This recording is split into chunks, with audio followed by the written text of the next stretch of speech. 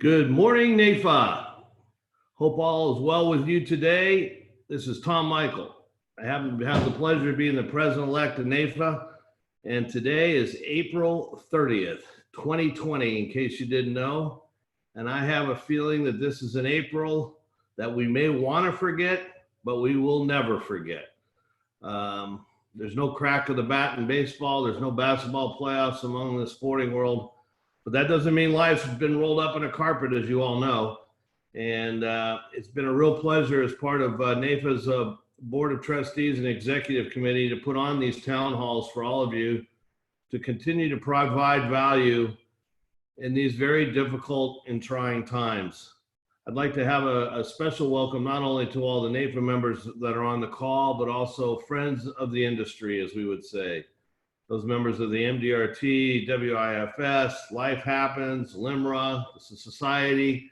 We're really pleased that a lot of people that aren't NAFA members are joining these calls and hope that the value we've provided will encourage you to become a NAFA member as we move on.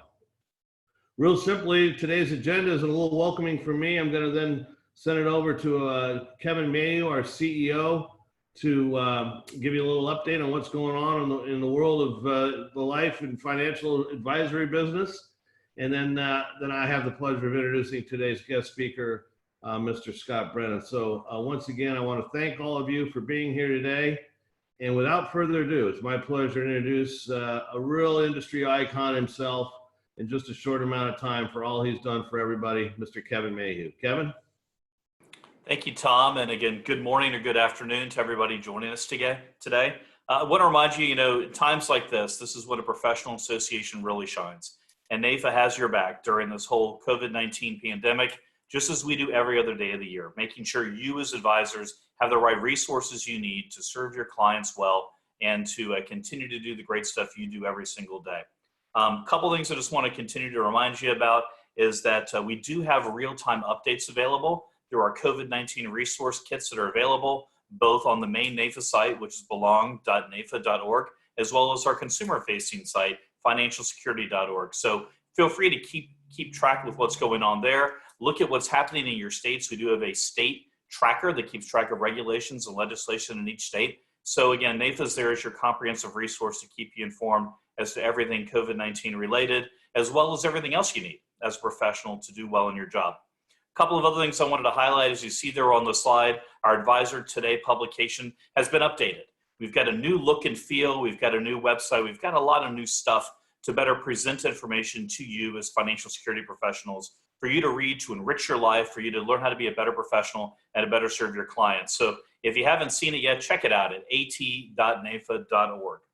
In addition, we want to make sure that your voice is well heard by company leaders every day. And so part of that is a partnership we have with LIMRA. And we are going to be working with them to make sure that in their research, the voice of the advisor, the producer, the person on the street is heard by company leaders every day. And we've got a survey that we're partnering with them that we will be distributing within the next couple of days that'll go out to each of you. I would encourage you, when you get it, to take literally the 5 minutes and complete the survey, because that way your perspective and your voice is heard. And then that information in turn is shared with company leaders all across this country. So please pay attention, be on the lookout for the LIMRA NAFA survey. Again, you'll get it within the next couple of days. Take a couple of minutes. It literally is a 5-minute survey. Complete it and make sure that your voice is heard. We will also make sure, once we get the results back of that, to share it with you all so you see what happens. This particular survey is geared towards COVID-19 and how it's impacting your practice and the lives of your clients. So I think you'll find it to be incredibly relevant. And speaking of relevant, we also, as a leader in the entire industry, are going to be hosting a panel discussion coming up in the next couple of weeks on Tuesday, May 12th, with the CEOs of some of the best associations in our space. We have Susan Neely, the president and CEO of ACLI, Wayne Chopas, the CEO of IRI, and Ken Benson, the president and CEO of SIFMA, all joining us for a discussion as to what is happening during COVID-19, what are those three associations doing to represent the industry and to serve their members well, and to make sure that you as an advisor also understand what resources they have that might be of help to you. Again, NAFA partners with each of these groups every single day, and we wanted you to hear directly from their leaders as to what they're doing. So please join us on Tuesday, May 12th for that CEO panel discussion. Registration and information for that will be available starting next Monday. So keep looking at belong.nafa.org for information on that. And I think with that, Tom, it is back to you. And again, thank you for your leadership in these stormy waters. And I know we're all looking forward to a new May, but also we've got some great programs, including the one you just alluded to, that we'll close with. But without further ado, I'd like to introduce today's speaker. First of all, I'd like to remind everybody that if you're on the Zoom video call, you can ask some questions in the Q&A box. The Q&A box is the appropriate area to ask, and we'll ask Scotty some questions either as his presentation comes or at the close. So please feel free to use that because he's going to throw a lot at you. I just happen to have a feeling that way. Anyways, it's a real pleasure to introduce today's guest, and really is an industry icon. Mr. Scott Brennan is a Mass Mutual agent from the home of the Irish in South Bend, Indiana. He has been a NAFA member for over 40 years. Was recently telling me he remembers his first meetings, and he'll probably touch on that as well.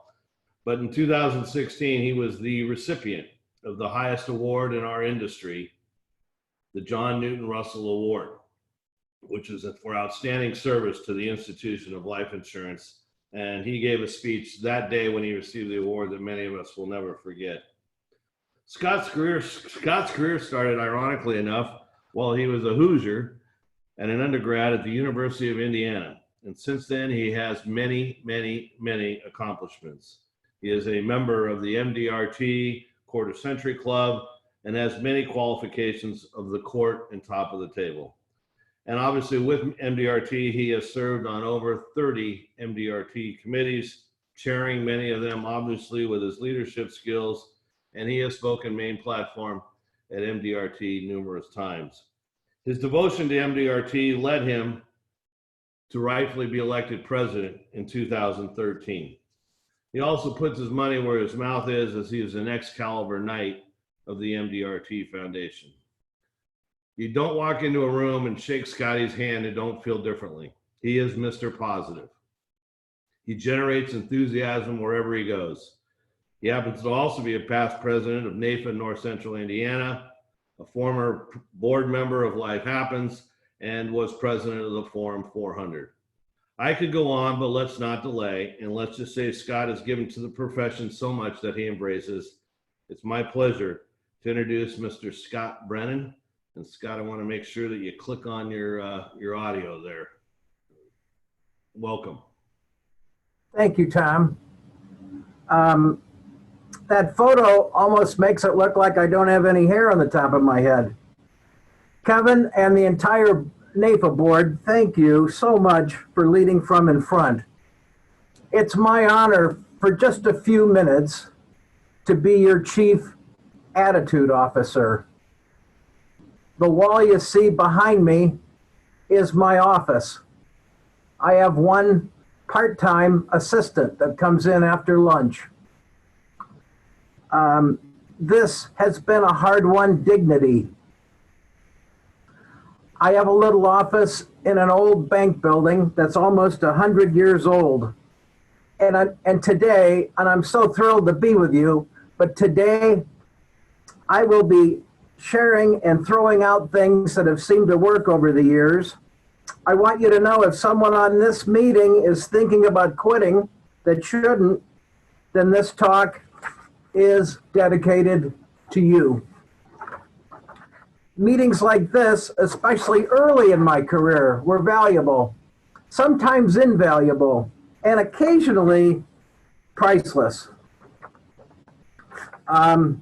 I've written life insurance on a garbage man, and I've written life insurance on the CEO of a Fortune 100 company. My first death claim was for $5,000. I had one a couple of years ago for $5 million. The family I gave the $5,000 to was more appreciative than the trustees I gave the $5 million to. Hard to imagine. I want you to imagine, though, that we're sitting down over a cup of coffee, and I'll just share a few things with you. I'm kind of old school. I don't manage money and I don't manage people. I manage relationships. I'm in the human nature business. I try and disrupt the comfortable and comfort the disrupted. I think optimism is an intellectual choice. My beautiful late mother was very optimistic. And when she would wake us up in the morning, she would sing a song called Good Morning to You. I think it's a competitive advantage to be optimistic. I practice positive intent. I look for what is right, not for what is wrong. A pessimist says, my house burned down. I've lost everything. But an optimist says, my house burned down, but I can finally see the sky. I am a cancer survivor. That may have played into it. I thought it was just a fascinating time in my life. Most people that are optimists are easy to be around. But I'm going to tell you something. Tough times are not meant to humiliate great people. Just uncover them. And the people in the life insurance profession know how to take a punch. One of the beauties of doing something for a living that's difficult is that when difficult times do show up, and they do, we're meant for them. And the product is meant for them. When markets tumbled in March, I didn't lose $1 in all the life insurance I'm lucky enough to own.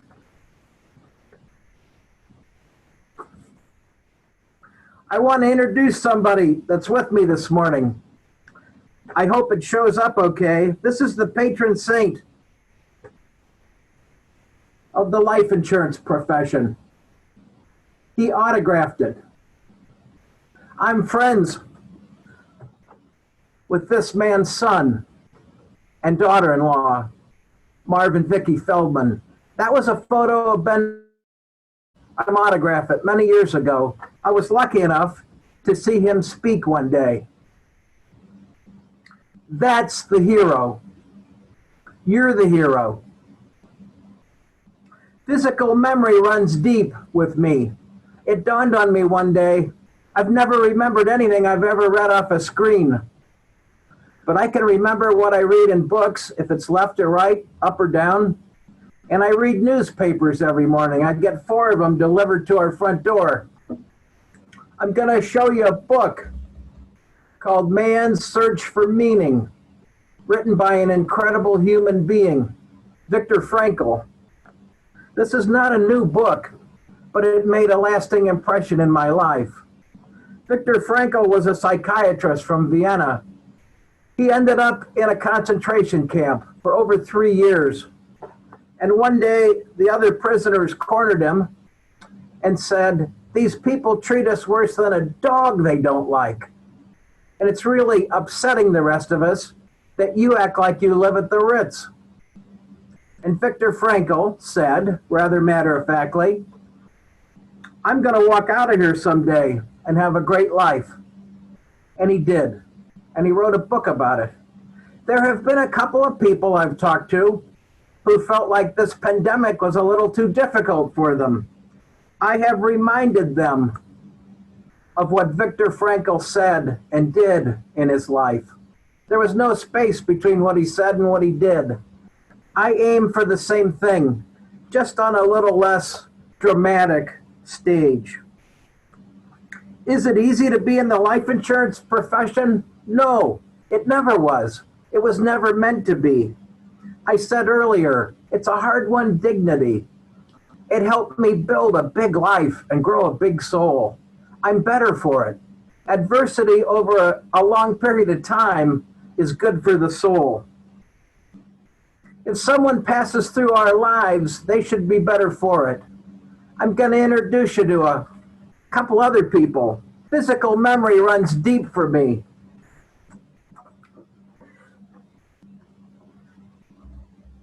You see that? His name was Blackjack Pershing. He was a general. My grandfather rode under him. and fought the Germans in France. They also went down to the Texas-Mexican border and dealt with Pancho Villa. My other grandfather was a policeman. Our family came here from Ireland. These were tough men. Neither one of them went to high school. They were tough guys. When they were my age, they really looked old. They fought the battle, but they were great human beings. And my grandfather on my mom's side was a union steward for the United Auto Workers, Local 5, about 2 minutes from my office. I drive by it frequently. I went by it yesterday. There's not a day that goes by that I don't think of those men and hope that they're proud of me. Too much that's given, much is expected. What about this pandemic? The round table had a Catholic priest on that had been in captivity in the Middle East for over a year. He was a speaker about 25 years ago. When he was released, a psychiatrist met with him, and the priest finally said, "What is it that you're looking for?" And the psychiatrist said, "I want to know if you still have a sense of humor." And he said, "I do." And the psychiatrist said, "Then you're going to make it." And I want you to remember that. All we have to be is a little better than our doubts. That's all we have to be. This isn't rocket science.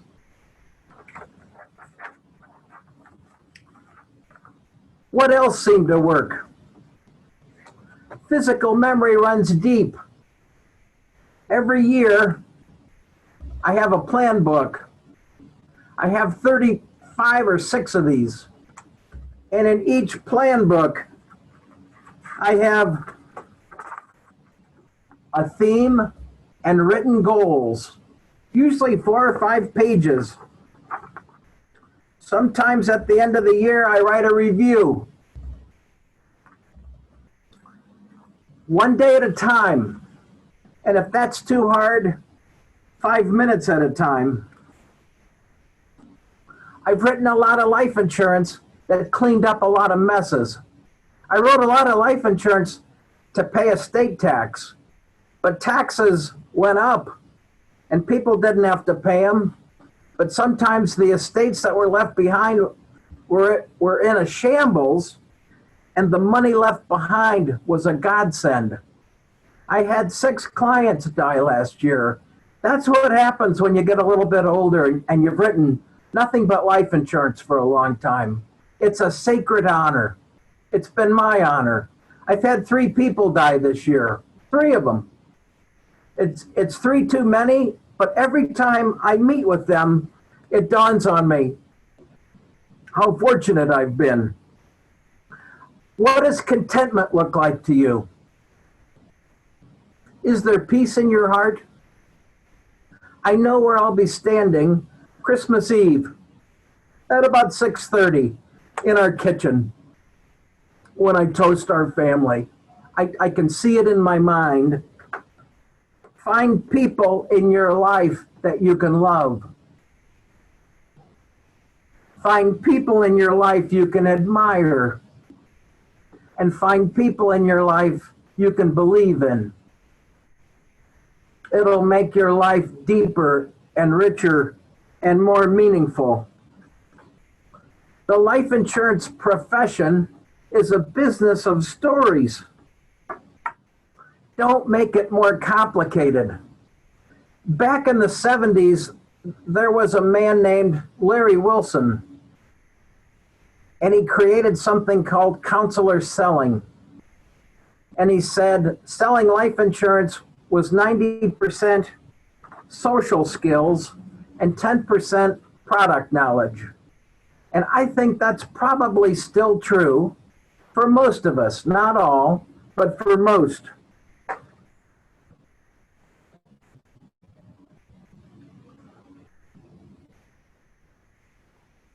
My number one goal every year for all those years was always be a gentleman.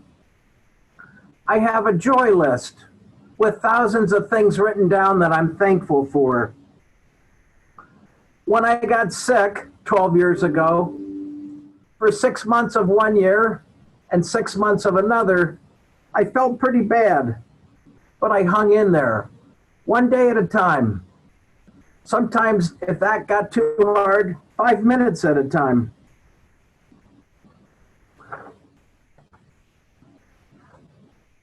Every Monday morning, the first thing I do is sit down at my desk and write notes to people that are sick or hurting. I also send out birthday cards, but I had 7 notes go out Monday to people that are sick or hurting. If someone is sick, they'll get a note from me every week. You might think, well, gosh, that might be a lot of work. It's not.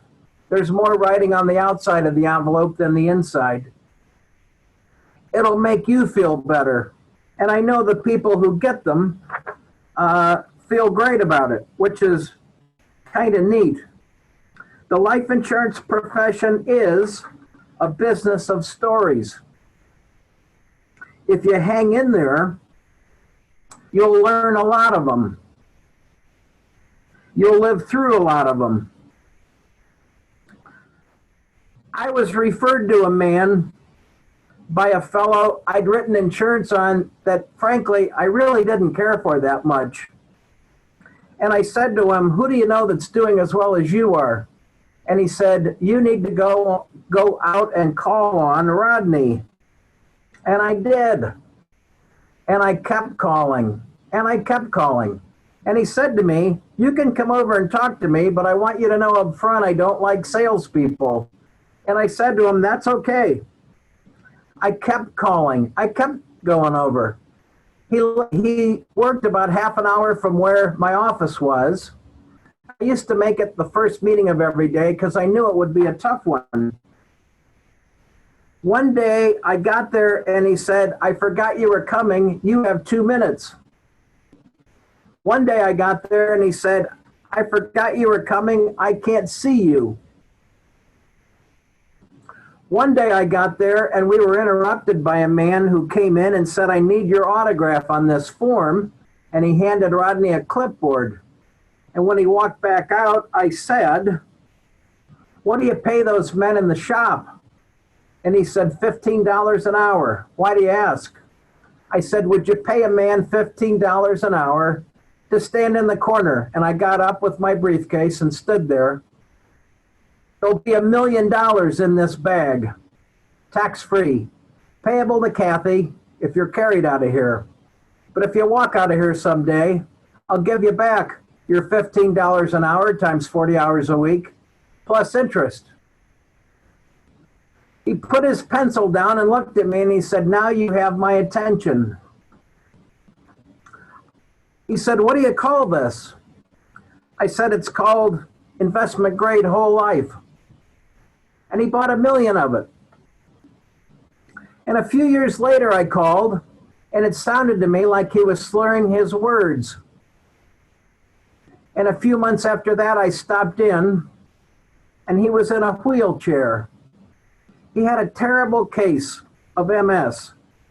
And I explained to him we would refund the last 6 months and waive all future premiums. His wife invited me over to their home the last week of his life. And when I walked in, he was crying. This man had played college basketball. He was a big, tough guy, and I pinched his toe. And I said to his wife, why is Rodney crying? And she said to me, he said he wasn't very nice to you. And I said, that's okay. And he said to me, I love you. And I said, I love you too. At the wake, his beautiful widow said to me, I'm so glad he bought that life insurance from you. The bank has terminated our line of credit. And I said, Kathy, we'll meet in a week, but he didn't buy it from me. I sold it to him. She said, I don't know what you mean. When we met the next time, I went back through my book. I'd had 14 appointments with him over 8 months. I hung in there. I was persistent. I was optimistic. I kept coming back. It was my honor. It was my honor. I got in the car one day and drove over to suburban Chicago, and I attended Al Granum's funeral. I wasn't invited. I didn't need to be. When I walked in, I saw my good friend Dick Koob, and he said to me, I knew you'd be here. And I said to him, I knew you'd be here too. I grew up on the one card system. If it weren't for NAIFA, and if it weren't for the one card system, I wouldn't be sitting here today. Al Granum's daughter, who's older than I am, got up to eulogize her wonderful father. And she said, my dad was my hero. And even heroes die. After the funeral, Dick and I were lucky enough to have lunch with Mike McNeil from Connecticut. And we sat and talked and visited and shared stories about Al Granum and the one card system. Can one person make a difference? Yes, a huge difference. I'm going to remind you of something. If you were lucky enough to be born in this country, or if you came here from someone else and became a citizen of this wonderful country, you've already won the lottery. We could have lived a dozen other lifetimes. We wouldn't be as lucky as we are this afternoon. I look for good clients the same way a person would look for a piece of lost jewelry. It's not great sales, it's prospecting. If somebody asks me, how do you write a lot of life insurance? You become a really good detective at finding people that do really well. I want people I can have an important relationship with. I don't need to be all things to all people. Just a few things to the right people. But I want a connection. You know when you have a connection with somebody, and you know when you don't. Hang in there. Look for people you can connect with. 7 good days makes a good week. 4 good weeks makes a good month. 12 good months makes a great year. Even with a lousy March or a lousy April, it's okay. We're going to lump these 12 months together this year. Everybody's ready to go out. My wife and I were lucky enough to visit Nashville this summer. We went to the Country Music Hall of Fame. Country music story. There's a beautiful woman, country music star, some of you have heard of, called Emmylou Harris. She said, when being interviewed on tape, I didn't learn it. I absorbed it. It was a stumble into grace. And I remember thinking, that's the same thing I'm lucky enough to say.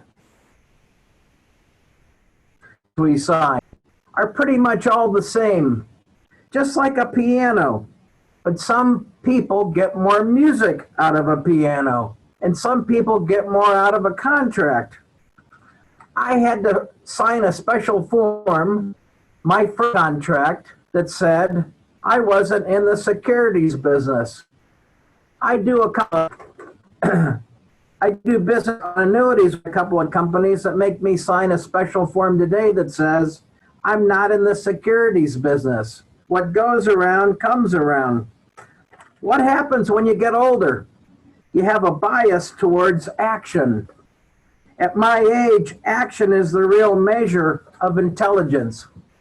I've had the privilege of getting to know people like Bart Kaufman and Leon Levy. There's a wonderful life underwriter named Dave Dowdy in Champaign, Illinois. I know Joe Belth pretty well.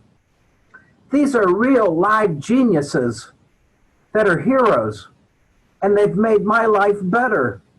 Some of them know that, and some of them may not, but I feel close to all of them. Sales are contingent upon the attitude of the person who's selling. Life insurance is sold. It isn't bought.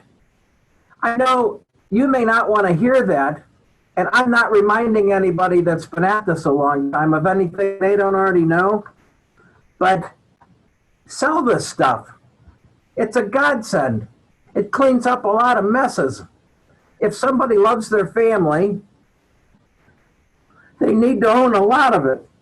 And it's been my good fortune and my sacred honor to write a lot of it.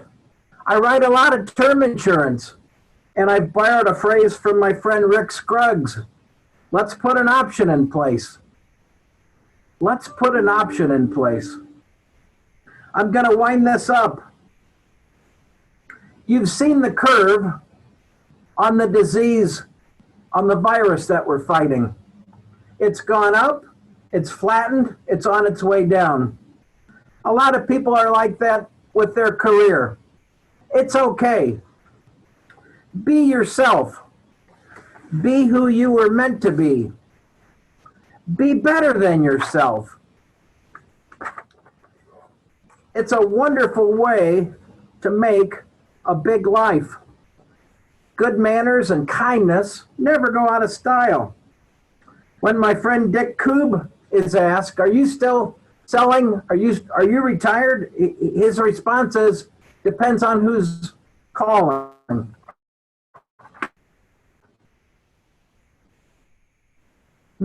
Blake Milgrauer of Highland Park, Illinois said it best. Past president of the $1 Million Round Table. Dress simply, speak softly, live quietly. Have the courage to be distant. Let your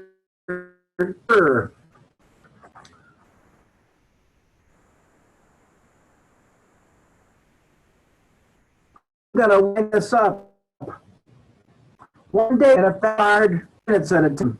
In life, you don't get thrushes. You get an abundance of them.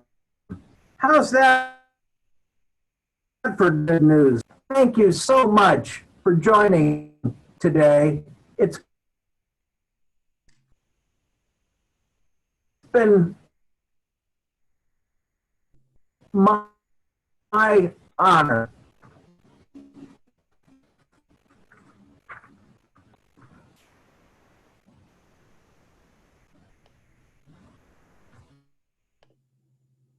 Wow. I think I'm going to do what about hundreds of other people are doing right now.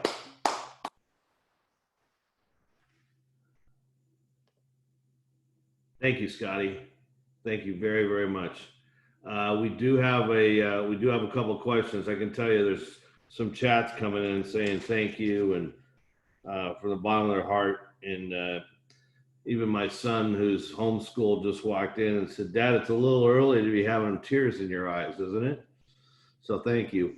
A couple questions, if you don't mind, Scotty. Even at your mature age, do you have any simple prospecting tips? You've given us a little bit of what you've been doing, but any couple real quick prospecting tips? Yes. In BU. Well, I'll tell you what. Go out and call on people you're afraid of. Fight above your weight class. Look for people that love their family. When a man loves a woman, she gets better looking every day. Look for people that love their family. Look for people that like your hometown. Look for the loss. That's an old one, but look for the loss. If somebody's putting who it is, 50 lawyers as clients and 3 dozen CPAs, they know what's going on. It's like old home week when I ask, do you have advisors? and that seems to help. Know who it is you want to get in front of. My favorite thing over the years has been business insurance.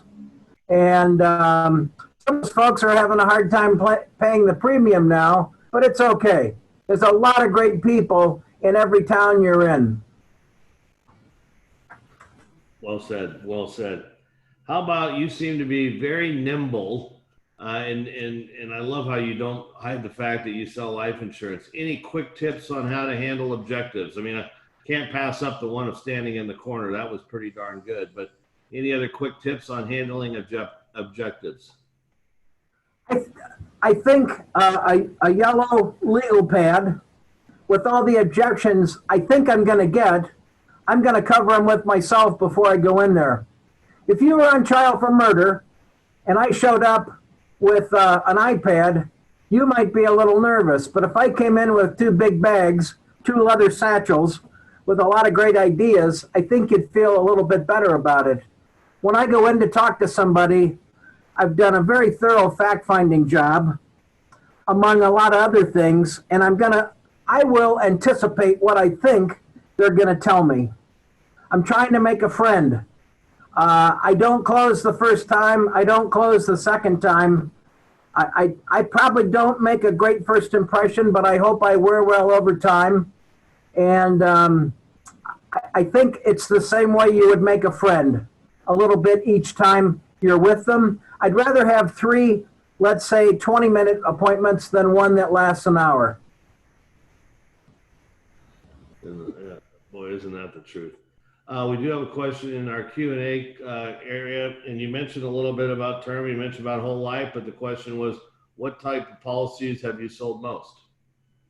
A little bit of everything.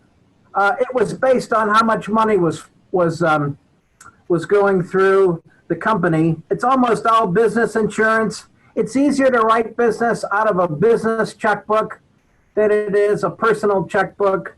And I've written a bunch of everything. I don't have any problem at all writing term insurance. We try and convert it. I've got a lot of hundreds of millions of it in force. We've also written a lot of permanent. I've had a few headaches on universal life coverage. Sometimes it does stuff as people get older that I don't care for, but it depends what kind of budget we're working with and how much money somebody wants to apply to the problem. But I think all the policies out there have never been better. I think they're probably more complicated. I'm fascinated how difficult it is to fill out an application. I had some years where I wrote over 200 lives. I can't fathom doing that today. 2 years ago, I wrote 88, and I felt exhausted. And I know you're thinking, well, why don't you have an assistant do that? I have a great assistant. She's not able to do it. And we get them done. I know it's probably above my pay grade, but I don't mind doing it. And I want to make sure they're right. But I wrote 2 men in a business situation where the company owned the insurance, and I needed about 40 signatures from all the different things that were required. And it still fascinates me. I think when you have people running companies that didn't come out of the sales side, they're not going to do it in our favor. Quick editorial there. Well said. Well said. Scott, that's really most of the questions. I will give you, we have numerous, well, I just had another, let's see. Hold on one second, if we've got a couple minutes.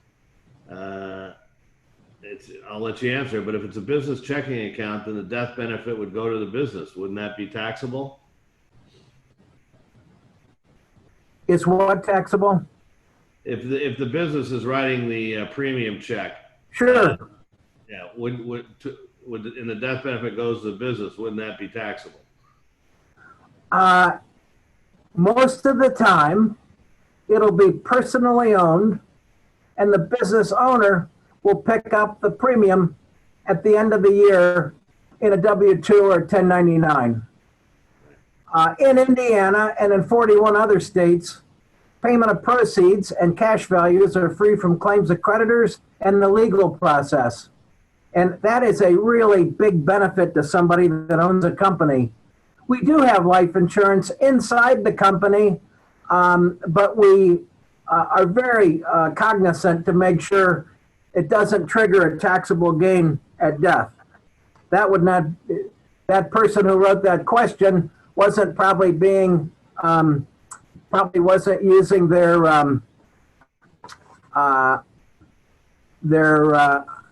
optimal thinking, I guess. That's a good way to put it. But Hate to think that there's a, that was a great answer, though. I think I hit the nail on the head. Someone asked, Steve Caldera from Colorado, please talk a bit about your approach to term conversion. When do you first suggest it? How much of the coverage? well, a lot of the term I've written isn't convertible after the age of 65. If you run an in-force ledger on where the term insurance is headed, once the 10 years are up, a lot of it's 10-year term that I've written. To an old man like me, 10 years is like that. It travels pretty fast. Term insurance in the 11th year isn't convertible, and it's very expensive. So I'm going to do my best to make sure they know about the option of converting it when they still can. And, you know, do we convert all of them? No. Do we convert some of them? We do. Every year I know going in who's up for a conversion, and you're going to find most people don't have the same health that they did 10 years earlier when they bought it, or 9 years earlier. And they're usually glad to get a rate that they guaranteed on the option they had 7 or 8 or 9 or 10 years ago. It's easier to convert term insurance than to sell new insurance. But it's as many different ways as you could drive home. It's just a good thing to have. I would call it inventory. Inventory. Huh, I like that. Inventory. See, you learn every day, don't you? Scotty, we're pretty much near the end of our time, even though I think a lot of us think this could go on for days, and hopefully we're not in this pandemic forever, but if we are, something tells me if we reached out again, you'd answer the call, and I thank you in advance. I'm just going to give you, the chat box is pretty full, Scotty. I just want you to know words like you inspire me. Thank you for giving me better perspective. Truly remarkable. These are all some of the sentiments that are being sent your way. So thank you for spending time with us again. You're welcome. It's my honor.